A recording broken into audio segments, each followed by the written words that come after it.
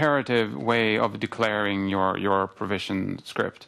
And it worked fine, but it ended up, we ended up having to do a lot of checks and to make them idempotent and so on.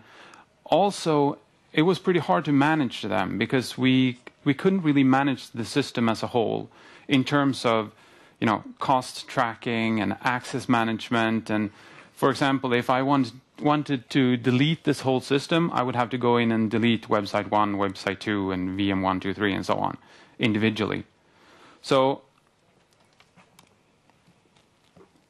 the whole idea with the resource manager is really to treat the system as a whole as a resource group. And this opens up a few new possibilities. It allows us to actually manage the group as a whole. So we can delete a resource group, which will imply that we're deleting all the internal resources as well. Or we can, give someone access to the whole group instead of giving access to individual resource or tracking cost and stuff like that. So there is one rule to this, though, and it's a resource can only exist in one group.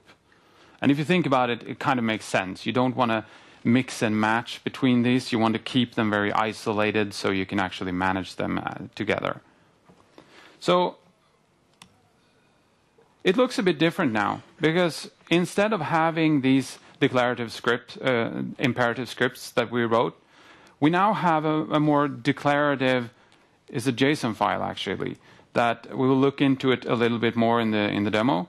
But it's basically a JSON file describing exactly what your system looks like. Everything. All the, the monitoring alerts that you want,